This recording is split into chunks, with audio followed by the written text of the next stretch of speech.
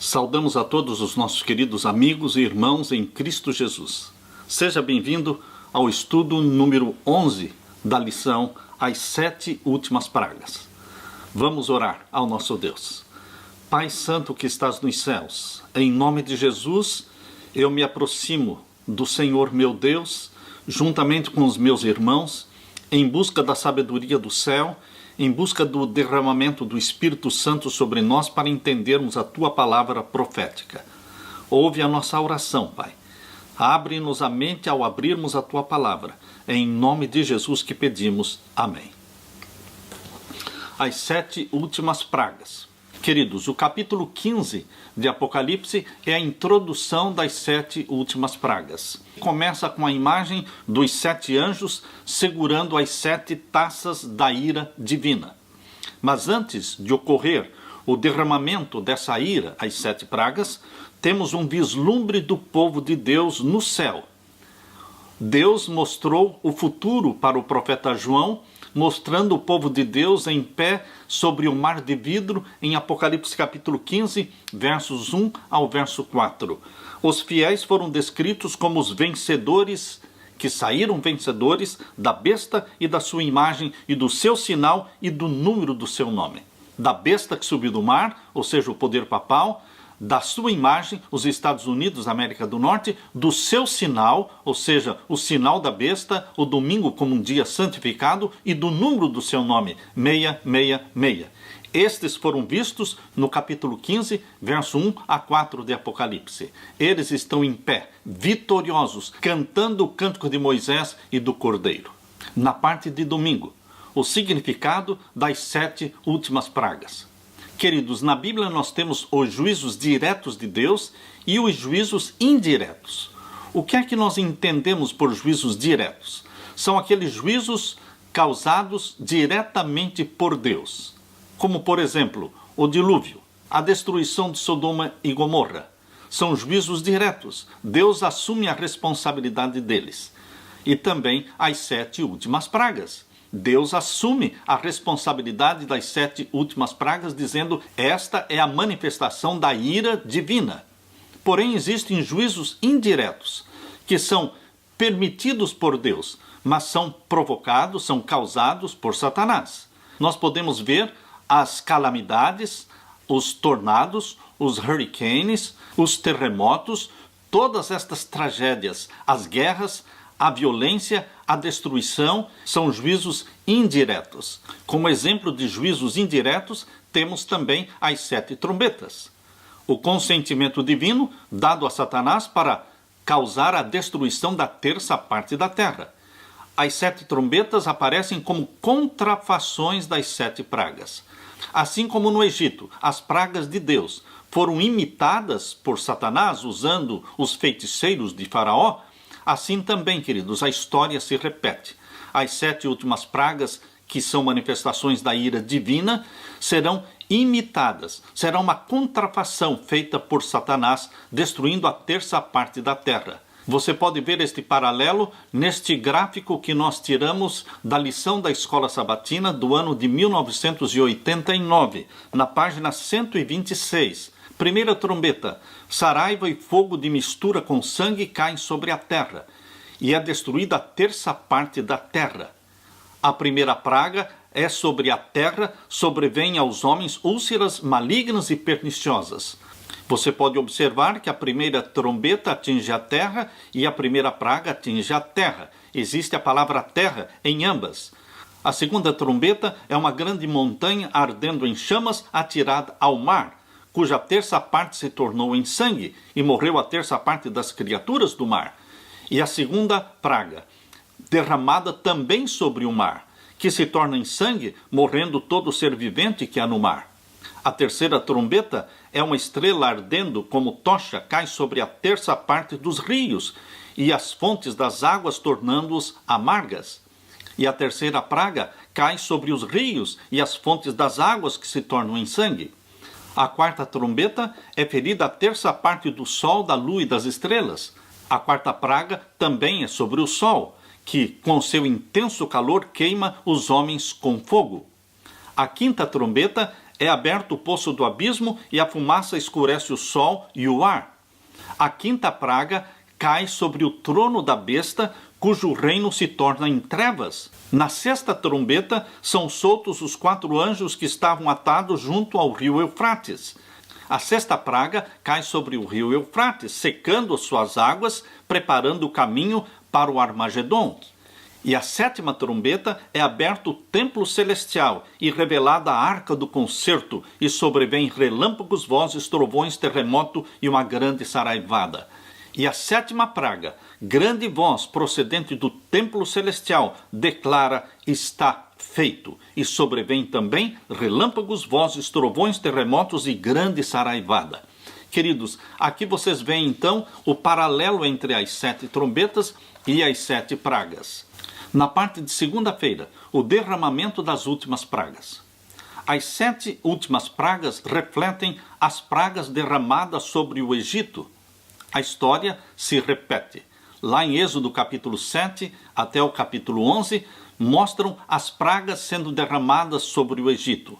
Assim como as pragas egípcias afetaram os egípcios enquanto os israelitas foram poupados, também, queridos, o povo de Deus será protegido e poupado durante esse tempo de provação. Quando as pragas estiverem sendo derramadas sobre o mundo, o povo de Deus será poupado. Eu convido você para ler agora Apocalipse capítulo 16, os versos 1 em diante. Apocalipse capítulo 16, versos 1 em diante.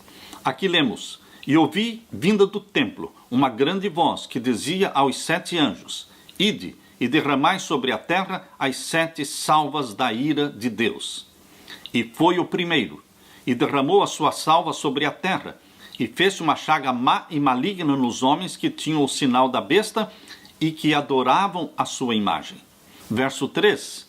E o segundo anjo derramou a sua salva no mar, que se tornou em sangue como de um morto, e morreu no mar toda a alma vivente. Verso 4. E o terceiro anjo derramou a sua taça nos rios e nas fontes das águas, e se tornaram em sangue. E ouvi o anjo das águas que dizia: Justo és tu, ó Senhor, que és e que eras, e santo és, porque julgaste estas coisas. Visto como derramaram o sangue dos santos e dos profetas, também tu lhes deste o sangue a beber, porque disto são merecedores. E ouvi outro do altar que dizia: Na verdade, ó Senhor Deus Todo-Poderoso, verdadeiros e justos são os teus juízos. Verso 8. E o quarto anjo derramou a sua taça sobre o sol, e foi-lhe permitido que abrasasse os homens com fogo. E os homens foram abrasados com grandes calores, e blasfemaram o nome de Deus, que tem poder sobre estas pragas, e não se arrependeram para lhe darem glória. Queridos, as 4 primeiras pragas são retiradas lá das 10 pragas do Egito. A primeira praga de Apocalipse 16 é uma referência à 6ª praga ocorrida lá no Egito. A segunda praga, aqui de Apocalipse capítulo 16, é uma referência à primeira praga lá do Egito. E também, queridos, a 4ª praga aqui de Apocalipse capítulo 16 é uma referência à 9ª praga que caiu sobre o Egito. Portanto, as 4 primeiras pragas são retiradas das 10 pragas lá do Egito. E as 3 últimas pragas aqui de Apocalipse 16 são retiradas dos juízos pronunciados por Deus sobre Babilônia. Tanto o Egito como Babilônia tiveram como cativos o povo de Deus. Deus libertou o seu povo do Egito e Deus libertou o seu povo de Babilônia. Assim também, queridos, Deus libertará o seu povo das 7 últimas pragas. Eles serão poupados. Eu gostaria de ler para você, meu querido irmão, o que está escrito neste livro, O Grande Conflito, no capítulo 39, na página 627 em diante. Aqui nós lemos: As pragas que sobrevieram ao Egito quando Deus estava prestes a libertar Israel eram de caráter semelhante aos juízos mais terríveis e extensos que devem cair sobre o mundo precisamente antes do libertamento final do povo de Deus. Portanto, existe um paralelo entre as pragas do Egito e as pragas do Apocalipse. Diz o autor do Apocalipse, descrevendo esses tremendos flagelos: Fez-se uma chaga má e maligna nos homens que tinham o sinal da besta e que adoravam a sua imagem. O mar se tornou em sangue como de um morto, e morreu no mar toda a alma vivente. E os rios e fontes das águas se tornaram em sangue. Terríveis são estes castigos. A justiça de Deus é plenamente reivindicada. Declara o anjo de Deus: justo és tu, ó Senhor, porque julgaste estas coisas, visto como derramaram o sangue dos santos e dos profetas. Também tu lhes deste o sangue a beber, porque disto são merecedores. Apocalipse 16, versos 2 a 6. Condenando o povo de Deus à morte, são tão culpados do crime do derramamento do seu sangue, como se este tivesse sido derramado por suas próprias mãos. Nesta página 628 do Grande Conflito, Ellen White faz uma referência às 3 primeiras pragas. E agora, na mesma página 628, ela faz referência à 4ª praga do Apocalipse. Ela diz: na praga que se segue, é dado poder ao sol para que abrasasse os homens com fogo. E os homens foram abrasados com grandes calores. Versos 8 e 9 do capítulo 16 de Apocalipse. Os profetas assim descrevem a condição da terra naquele tempo terrível. E a terra está triste, porque a colheita do campo pereceu. Todas as árvores do campo se secaram, e a alegria se secou entre os filhos dos homens. A semente apodreceu debaixo dos seus torrões, os celeiros foram assolados. Como geme o gado, as manadas de vacas estão confusas porque não têm pasto. Os rios se secaram e o fogo consumiu os pastos do deserto. Os cânticos do templo serão gritos de dor naquele dia, diz o Senhor Jeová.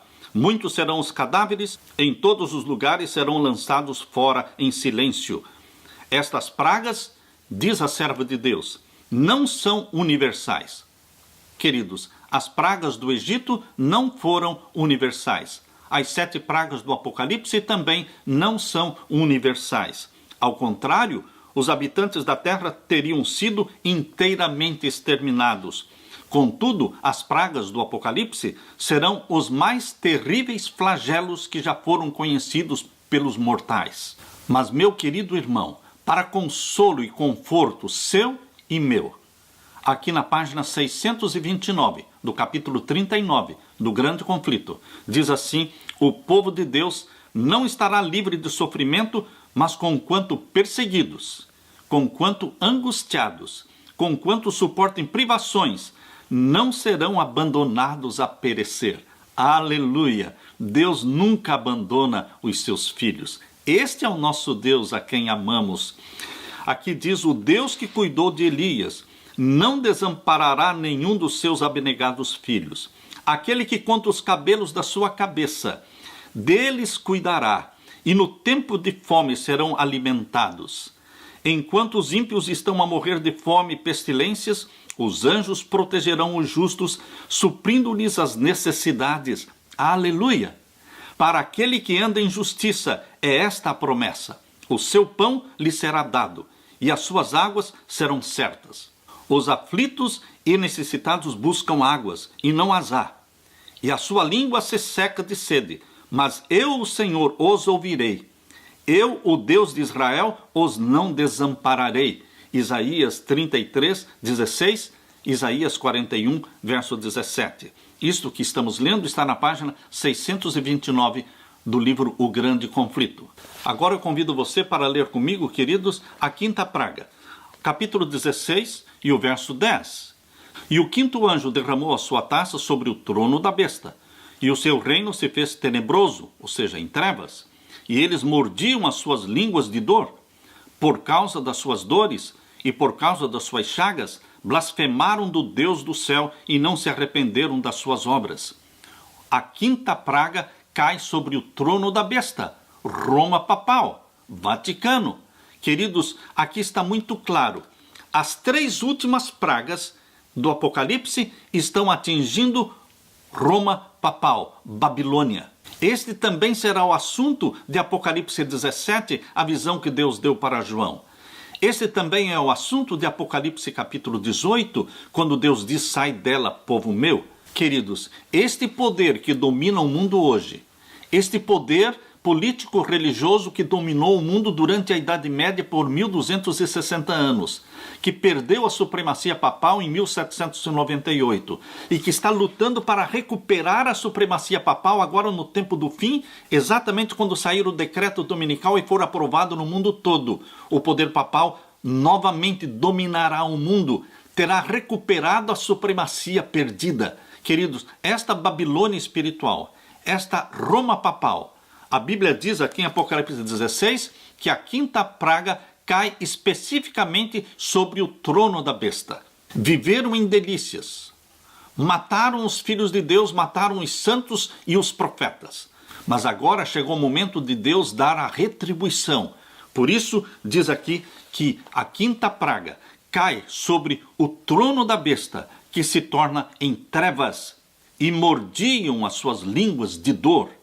E por causa das suas dores e por causa das suas chagas, blasfemaram do Deus do céu e não se arrependeram das suas obras. Queridos, este poder revelado em Apocalipse capítulo 13, como a besta que subiu do mar, que faz uma parceria com a besta que subiu da terra, ou seja, o poder papal, juntamente com os Estados Unidos da América do Norte, se unem para o domínio mundial, neste tempo do fim, para a aprovação do decreto dominical, para o mundo todo, impedindo que as pessoas que guardam o santo dia do Senhor, o santo sábado, não possam nem comprar e nem vender, simplesmente porque rejeitaram, recusaram o sinal da besta, recusaram santificar o primeiro dia da semana, porque eles são obedientes aos mandamentos de Deus, escritos pelo dedo de Deus.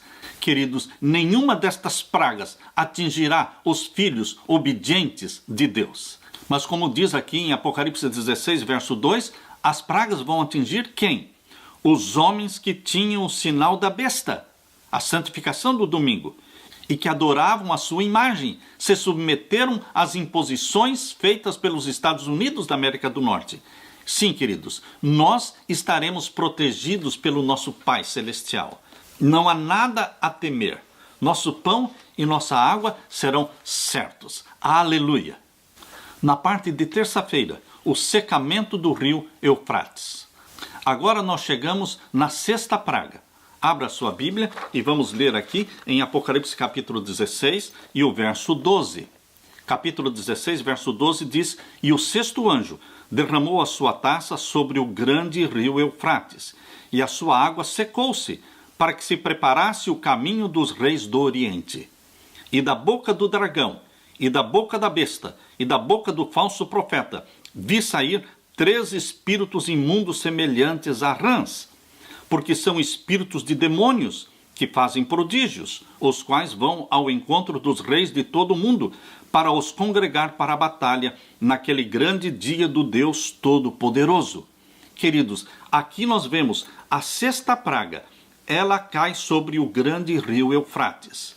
Nós sabemos que Babilônia literal, do tempo do Antigo Testamento, a Babilônia literal era sustentada, era mantida pelo rio Eufrates. O rio Eufrates cruzava a cidade de Babilônia, provendo água para os seus habitantes, provendo água para a irrigação de toda a lavoura, de todas as plantações. Portanto, o rio Eufrates era a vida de Babilônia.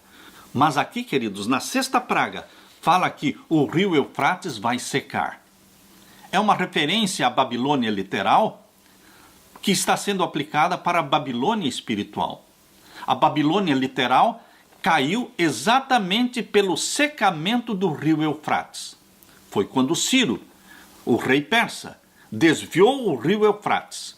As águas foram desviadas e então secou-se o leito do rio Eufrates e os soldados inimigos persas entraram na cidade de Babilônia e dominaram a cidade de Babilônia exatamente através do desvio do rio Eufrates. O secamento do rio Eufrates resultou na queda de Babilônia literal.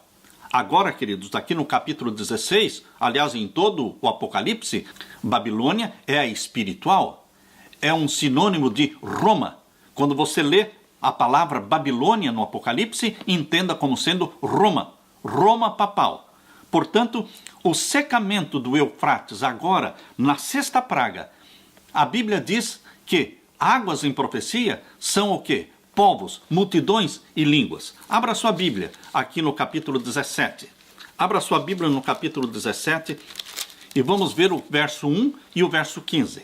Apocalipse 17, verso 1 e depois o verso 15. E veio um dos 7 anjos que tinham as 7 taças e falou comigo, dizendo-me: vem mostrar-te-ei a condenação da grande prostituta que está sentada sobre muitas águas. Esta prostituta é uma mulher que é uma igreja, porque em profecia mulher é igreja. Uma prostituta representa uma igreja que se afastou de Deus, abandonou os caminhos de Deus, abandonou os mandamentos de Deus, escreveu os seus próprios mandamentos, abandonou o sábado bíblico do 4º mandamento da lei de Deus e estabeleceu o primeiro dia da semana como sendo o dia santo. Queridos, esta igreja representada pela prostituta, ela está assentada sobre muitas águas. E o capítulo 17, verso 15, diz assim: e disse-me, as águas que viste, onde se assenta a prostituta, são povos, multidões, nações e línguas. Então quem dá o sustento para esta grande igreja, Roma Papal? Esta grande igreja é sustentada por multidões de povos, nações e línguas. Por isso ela está sentada sobre muitas águas. Quando estas águas se secarem, Roma Papal cairá. É isso exatamente, queridos, que a profecia está falando aqui na 6ª praga. Capítulo 16 e o verso 12.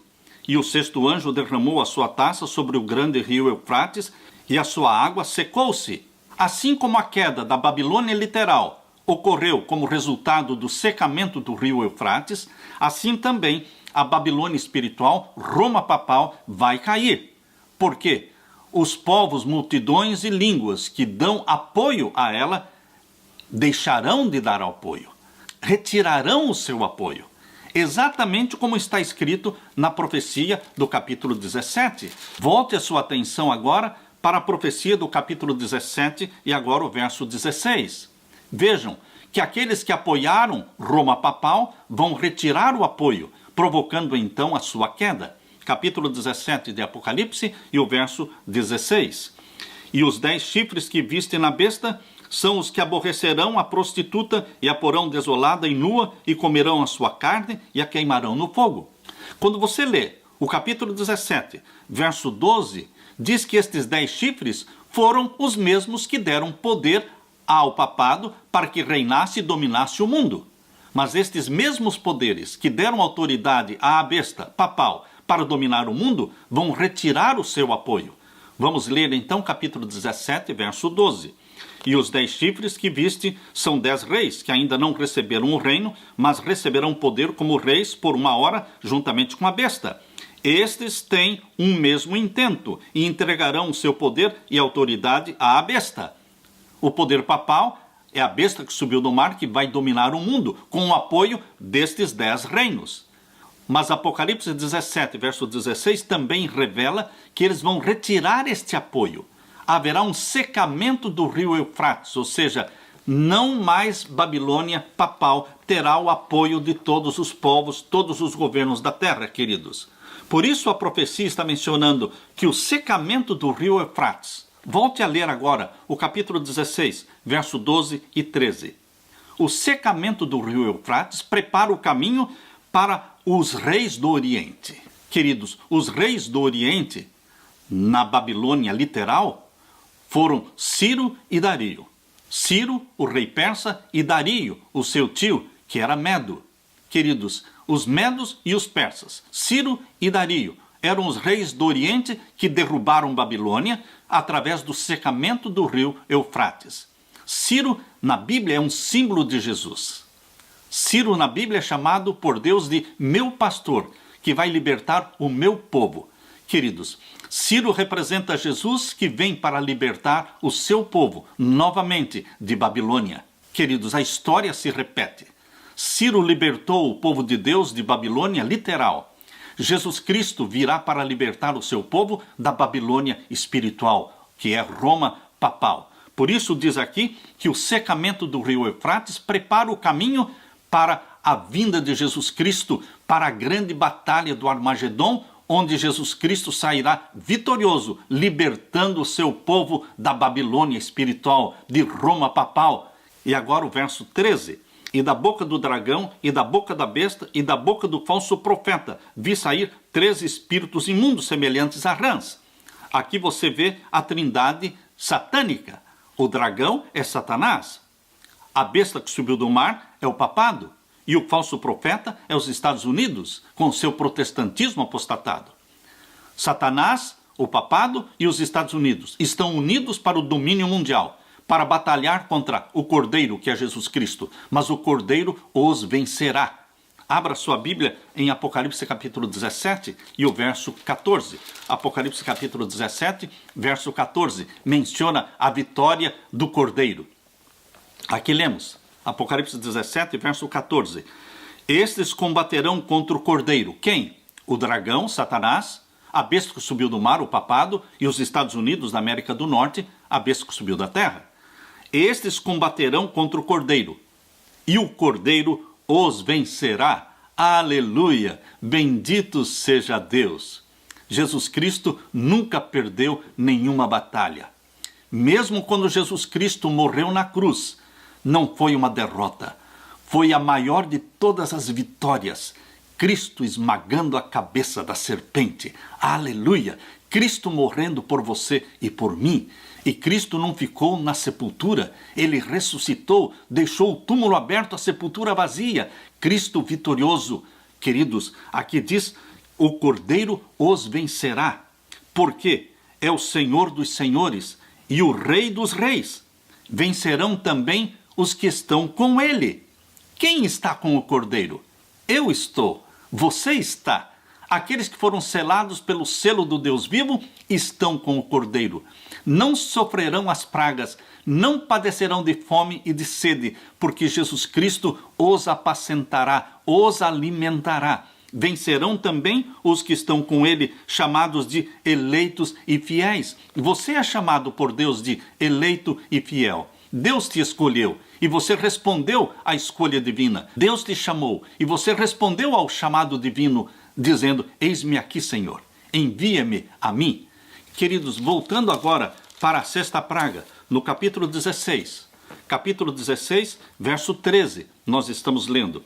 E da boca do dragão, Satanás, e da boca da besta, o poder papal, e da boca do falso profeta, os Estados Unidos, o protestantismo apostatado, vi sair 3 espíritos imundos semelhantes a rãs. Lembram-se vocês que no capítulo 14 de Apocalipse fala das 3 mensagens angélicas, os 3 últimos apelos de Deus para a humanidade?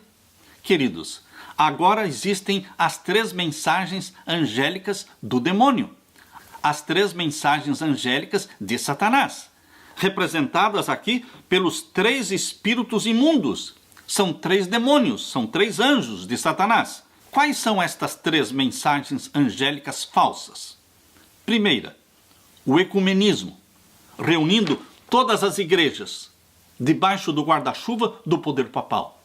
O ecumenismo, que une o cristianismo com o islamismo, com o hinduísmo, com o judaísmo, com o budismo, todas as religiões unidas sob o poder do papado. Queridos, o ecumenismo é uma falsa mensagem angélica. Qual é a segunda falsa mensagem angélica? É a união da igreja e do Estado. Quando a igreja buscar o seu apoio nas leis do Estado para impor o domingo com força de lei, e isto se tornar mandatório, obrigatório, nos Estados Unidos e depois se espalhar pelo mundo todo, queridos, esta é a segunda mensagem angélica falsa do demônio, a união da igreja e do Estado. E qual é a terceira mensagem angélica falsa que Satanás está pregando? São os sinais e milagres e maravilhas que ele operará diante do mundo todo.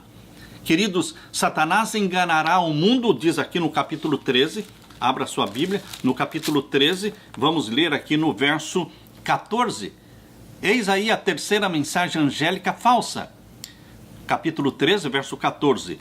E engana os que habitam na terra, com sinais que lhe foi permitido que fizesse em presença da besta, dizendo aos que habitam na terra que fizesse uma imagem à besta que recebera a ferida da espada e vivia. E foi-lhe concedido que desse espírito à imagem da besta, para que também a imagem da besta falasse e fizesse que fossem mortos todos os que não adorassem a imagem da besta, usando sinais e maravilhas, até mesmo fazendo fogo descer do céu. Ele influenciará o mundo todo para se submeter ao poder papal, e farão um decreto de morte contra aqueles que não se submetem ao papado. Queridos, 3 mensagens angélicas de Deus em Apocalipse 14, sendo agora imitadas por 3 mensagens angélicas do demônio. E o verso 14 agora, falando desses 3 demônios, o verso 14 diz: porque são espíritos de demônios. E o que fazem eles? Prodígios, sinais, maravilhas, os quais vão ao encontro dos reis de todo o mundo, para os congregar para a batalha. Que batalha? O Armagedon. Para destruir o povo de Deus, para matar aqueles que guardam os mandamentos de Deus. Vai se estabelecer um dia exato, certo, em que todos terão a liberdade de matar os que guardam o sábado, a liberdade para matar, destruir aqueles que guardam os mandamentos de Deus.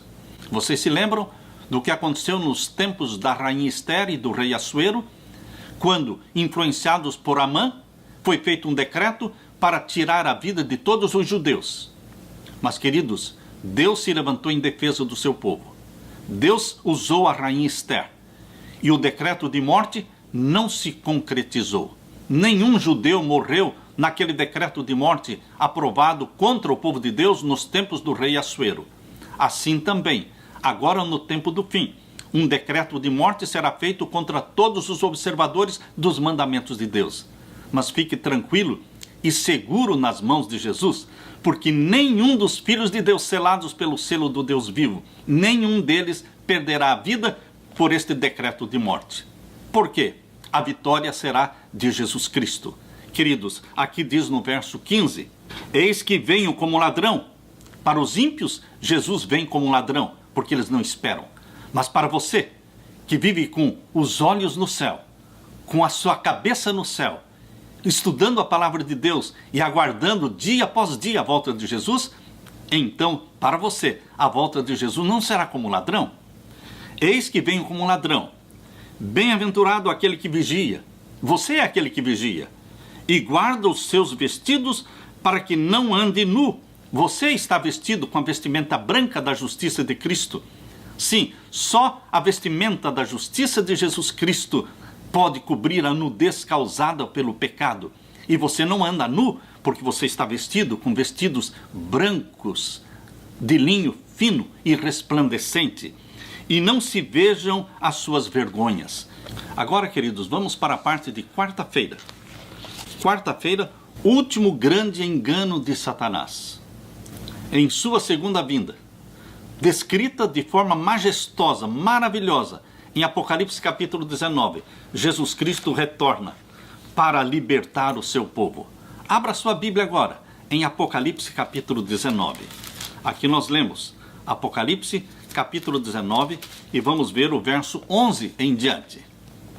E vi o céu aberto, e eis um cavalo branco, e o que estava sentado sobre ele chama-se Fiel e Verdadeiro, e julga e peleja com justiça. Queridos, depois das 3 últimas pragas que caem sobre Babilônia, vem o capítulo 17 de Apocalipse descrevendo quem é Babilônia. E vem o capítulo 18 repetindo a mensagem do segundo anjo: caiu, caiu Babilônia. E o capítulo 18, verso 4, dizendo: sai dela, povo meu. E o capítulo 18 inteirinho está descrevendo que Babilônia, Roma papal, tinha o domínio de todo o ouro, de toda a prata, de toda a pérola, de toda coisa preciosa, de toda a mercadoria de valor no mundo. E Roma papal era a possuidora, a dona. E o capítulo 18, verso 12, fala que de todas as mercadorias de ouro e de prata, de pedras preciosas, de pérolas e de linho fino, de púrpura e de seda e de escarlata, e toda madeira odorífera, e todo vaso de marfim, e todo vaso de madeira preciosíssima, de bronze, de ferro e de mármore. Fala também que Roma papal, no capítulo 18, verso 13, tinha poder sobre os perfumes de mirra, de incenso, o vinho, o azeite, a flor de farinha, o trigo. Queridos, Roma papal domina todo o mercado mundial. Aqui fala também que tinha poder sobre as mercadorias de cavalos, de carros, e de corpos e de almas de homens. Roma papal barganha com almas humanas. Mas agora, queridos, no capítulo 19, mostra a vitória de Jesus Cristo. Pode ver que no capítulo 19, dos versos 1 até o verso 6, aparece pela primeira vez no Apocalipse a palavra aleluia. Por incrível que pareça, queridos, a palavra aleluia aparece pela primeira vez no Novo Testamento em Apocalipse capítulo 19, quando Babilônia é julgada, quando Babilônia já caiu. E então existe uma explosão de louvor e de regozijo no céu, porque Babilônia caiu, aquela que matou os santos de Deus, matou os profetas, ela foi julgada. E então a palavra aleluia aparece 4 vezes aqui em Apocalipse 19. A palavra aleluia quer dizer louvado seja Deus, bendito seja Deus. Aqui no capítulo 19, verso 1 diz: depois destas coisas ouvi no céu como que uma grande voz de uma grande multidão que dizia: aleluia, salvação e glória e honra e poder pertencem ao Senhor nosso Deus, aleluia. Porque verdadeiros e justos são os seus juízos, pois julgou a grande prostituta, Roma papal, que havia corrompido a terra com a sua prostituição, e das mãos dela vingou o sangue dos seus servos, dos milhões de mártires que foram mortos por Roma papal. E agora o verso 3, e outra vez disseram aleluia, e o fumo dela sobe para todo sempre. Está fazendo referência à destruição de Babilônia, Roma papal. As 3 últimas pragas caem sobre Babilônia. E o capítulo 17 fala sobre Babilônia, Roma papal. O capítulo 18 fala de Babilônia, Roma papal. E o capítulo 19 é uma explosão de regozijo no céu pela queda de Babilônia, Roma papal. E o verso 4. E os 24 anciãos e os 4 seres viventes prostraram-se e adoraram a Deus assentado no trono, dizendo amém, aleluia. Capítulo 19, verso 4, volta a nossa mente para Apocalipse capítulo 4. Apocalipse capítulo 4 é a primeira vez que a cena do trono de Deus, cercado por 24 outros tronos, cercado por 4 seres viventes, ou seja, 4 querubins, aparece pela primeira vez esta cena lá em Apocalipse capítulo 4. E esta cena, ela permanece durante todo o Apocalipse. E agora, na conclusão, depois que Babilônia é julgada e derrubada, novamente aparece a cena, aqui em Apocalipse 19, verso 4. E os 24 anciãos e os 4 seres viventes, 4 querubins, se prostraram e adoraram a Deus, assentado no trono. O mesmo trono, cercado por 24 outros tronos, e disseram aleluia, aleluia. E o verso 5 diz: e saiu uma voz do trono que dizia: louvai o nosso Deus, vós todos os seus servos, e vós que o temeis, assim pequenos como grandes. E ouvi como que a voz de uma grande multidão, e como que a voz de muitas águas, e como que a voz de grandes trovões, que dizia: aleluia, pois já o Senhor Deus Todo-Poderoso reina. Louvado seja Deus. Jesus Cristo reina eternamente como Senhor dos senhores e Rei dos reis. Na parte de quinta-feira, reunião para a batalha do Armagedon. Queridos, Apocalipse capítulo 16, verso 16, é o único lugar que aparece a palavra Armagedon. Armagedon quer dizer monte da matança, monte da maldição. E os congregaram no lugar que em hebreu se chama Armagedon. Vai ser a última guerra. Mas não é uma guerra literal, ou seja, não é uma guerra de nação contra nação lá no Oriente Médio. Queridos, é a guerra da terra contra o céu. É a guerra de Satanás contra Cristo Jesus. Queridos, a batalha do Armagedon é, de uma forma simples para entender, a segunda vinda de Jesus Cristo, com poder e glória, com todo o seu exército, para libertar o seu povo condenado à morte. Seu povo está condenado à morte. É marcado o dia e a hora em que eles podem ser mortos, simplesmente porque guardam os mandamentos de Deus. Mas não vão morrer. Jesus Cristo os libertará. Este é o Armagedon. É uma guerra de Cristo contra Satanás para arrebatar o seu povo deste Egito do pecado, para libertar o seu povo desta Babilônia espiritual, Roma papal, e levar o seu povo para o céu, onde vamos viver eternamente com Jesus Cristo. No livro Grande Conflito, No mesmo capítulo 39, na página 631, nós lemos assim: posto que um decreto geral haja fixado um tempo em que os observadores dos mandamentos poderão ser mortos, seus inimigos, em alguns casos, se antecipam ao decreto e, antes do tempo especificado, se esforçam por tirar-lhes a vida. Mas ninguém pode passar através dos poderosos guardas estacionados em redor de toda alma fiel. Aleluia! Vou ler de novo. Ninguém pode passar através dos poderosos guardas estacionados em redor de toda alma fiel. Cada fiel filho de Deus estará cercado por escudos de luz, que são anjos que nos cercam e nos protegem. Alguns são assaltados ao fugirem das cidades e vilas, mas as espadas contra eles levantadas se quebram e caem tão impotentes como a palha.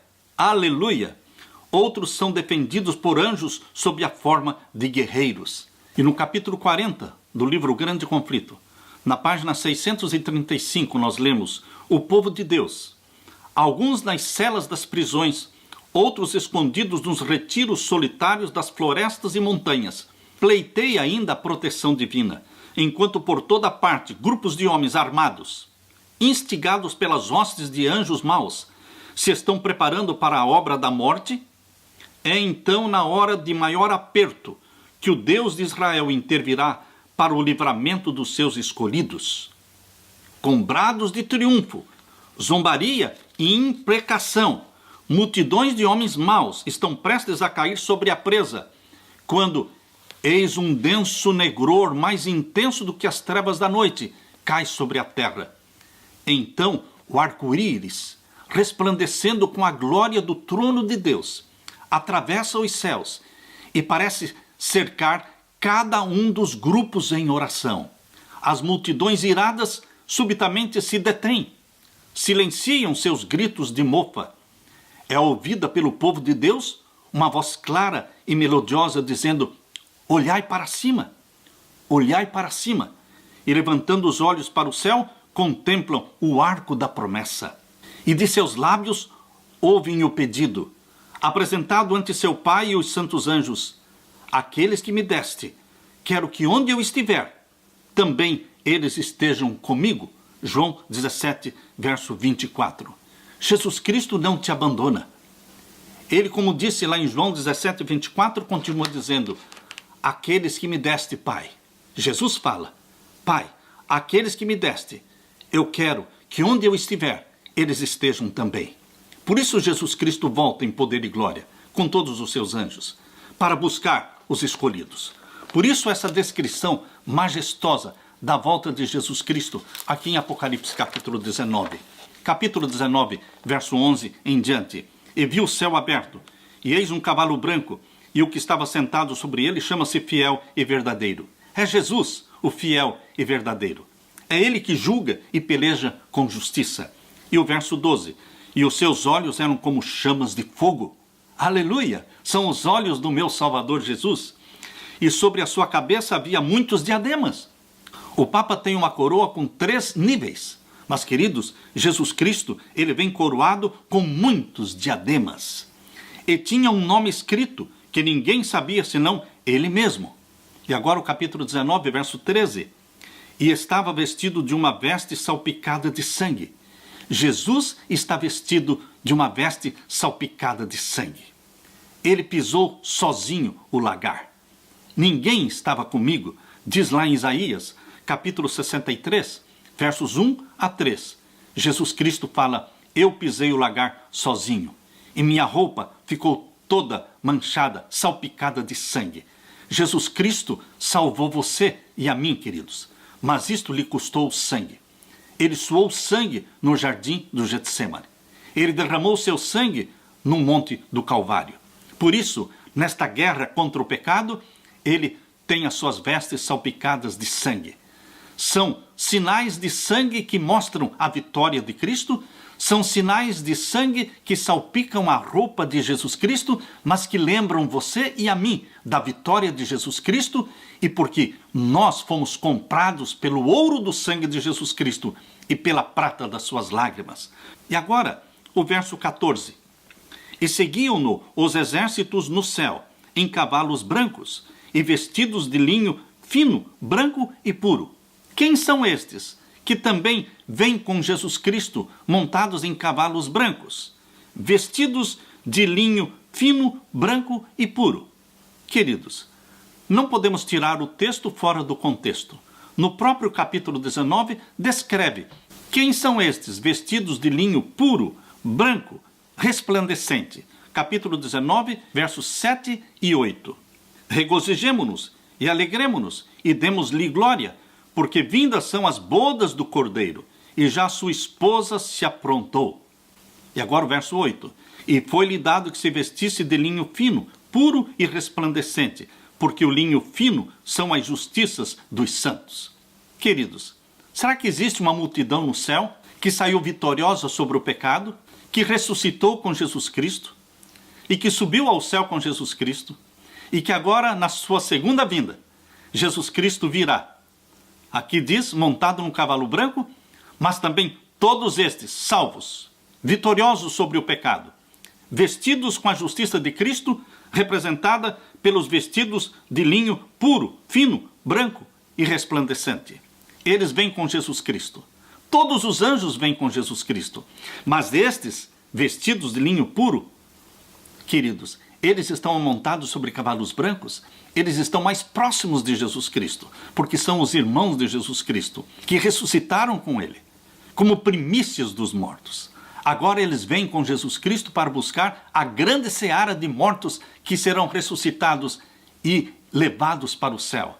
E a grande multidão de salvos vivos que nunca morreram, que também serão transformados num segundo, num abrir e fechar de olhos. E todo o Israel de Deus, os santos vivos e os santos ressuscitados, eles serão arrebatados. Por isso diz aqui agora o verso 15. E da sua boca, da boca de Jesus, saiu uma espada aguda para ferir com ela as nações, e ele as regerá com vara de ferro. E ele mesmo é o que pisa o lagar do vinho do furor da sua ira, do Deus Todo-Poderoso. E no vestido e na sua coxa tem escrito este nome: Rei dos Reis. Esse é o nosso Jesus, que está escrito na sua coxa: Rei dos Reis, Senhor dos Senhores. Queridos, aqui no capítulo 19 mostra duas ceias. A primeira ceia está no verso 7. Porque vinda são as bodas do Cordeiro, e já sua esposa se aprontou. Esta é a ceia que Jesus está convidando você para participar dela. Esta é a ceia. Aqui diz o verso 9, capítulo 19, verso 9. E disse-me, escreve, bem-aventurados aqueles que são chamados à ceia das bodas do Cordeiro. Quem está sendo chamado para a ceia das bodas do Cordeiro? Você, eu. O convite amável de Jesus Cristo é: vinde a mim, todos vós que estáis cansados e sobrecarregados, eu vos aliviarei. Vinde e participai da ceia das bodas do Cordeiro. Mas existe uma outra ceia, aqui mesmo no capítulo 19. E o verso 17 diz assim: E viu um anjo que estava no sol, e clamou com grande voz, dizendo a todas as aves que voavam pelo meio do céu: vinde e ajuntai-vos à ceia do grande Deus. Eu não quero participar desta ceia do grande Deus, do verso 17. Por quê? Verso 18 explica: para que comais a carne dos reis, e a carne dos tribunos, e a carne dos fortes, e a carne dos cavalos, e dos que sobre eles se assentam, e a carne de todos os homens livres e servos, pequenos e grandes, e vi a besta e os reis da terra, e os seus exércitos reunidos para fazerem guerra àquele que estava sentado sobre o cavalo e ao seu exército. E a besta foi presa, e com ela o falso profeta, que diante dela fizeram os sinais, com que enganou os que receberam o sinal da besta e adoraram a sua imagem. Estes dois foram lançados vivos no ardente lago de fogo e de enxofre. Queridos, Tiago White entendia que existirão dois lagos de fogo. Um lago de fogo antes dos 1000 anos, justo na segunda vinda de Jesus Cristo, onde a besta e o falso profeta serão lançados. E outro lago de fogo e enxofre no final dos 1000 anos, como está em Apocalipse capítulo 20 e o verso 10. Queridos, aqueles que participam da ceia do verso 17, eles serão mortos, juntamente com a besta e a sua imagem. Mas, meu querido irmão, a ceia que Jesus Cristo está convidando você é a do capítulo 19 e o verso 7.